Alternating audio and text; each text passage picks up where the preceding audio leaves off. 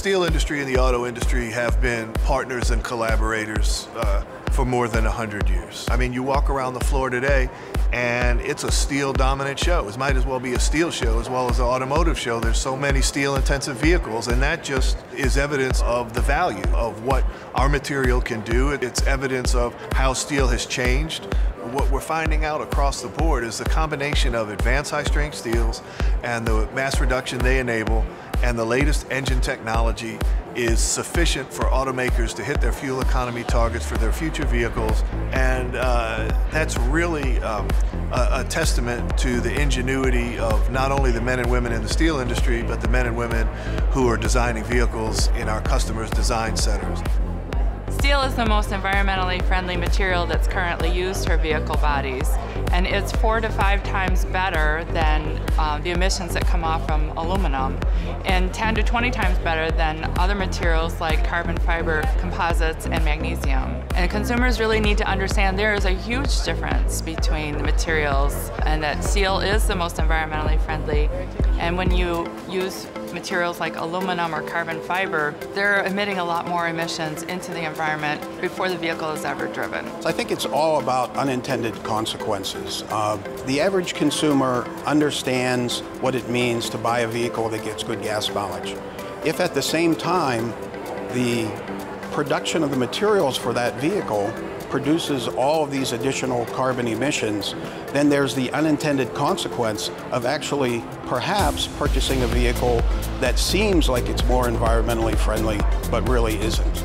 So what we've done is life cycle assessment, which is a robust, standardized method for assessing the environmental impact of a product from raw material extraction all the way through to the end of the product's life. And when you consider production, use, and end of life, an advanced high-strength steel contender solution has the lowest total environmental cost. If we were to convert today's North American pickup truck volume to aluminum-intensive vehicles, it would cost us the equivalent CO2 emissions of 1.35 billion gallons of gasoline.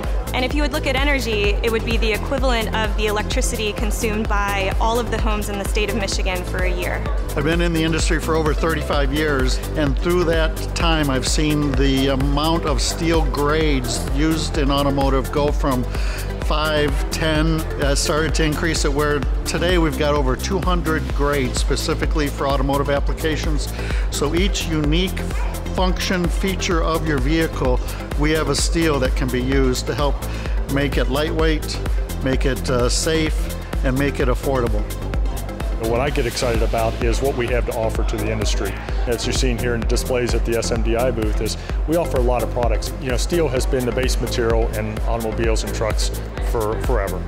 And so when you hop into it and you hop into a vehicle with your family, you're looking for safety first. That's your number one. And you know, we offer a product that while you're lightweighting a vehicle, you're surrounded by steel. And you have a safe environment for your family as you're driving down the highway. That steel offers safety to it in different ways, whether it's the frame or the body around it, in protecting the occupants. And its history has proven it. What we're working towards is not looking at just one fraction of the vehicle's life, which is what the current regulations do, is only look at the use or driving phase. To really understand the full environmental impact of a vehicle, you have to look at all 3 phases. So the right conversations are starting, but that's one of the key reasons that we're here today, is to drive those conversations. We're trying to raise the awareness of this issue about the consequences of materials decisions. SMDI is advocating that regulations in the future in some way consider full vehicle emissions so that we can say with certainty that the net result of producing, operating, and recycling this vehicle is a reduction in emissions to the environment. And the only way to do that is to account for all 3 phases, and that's the direction that we're going.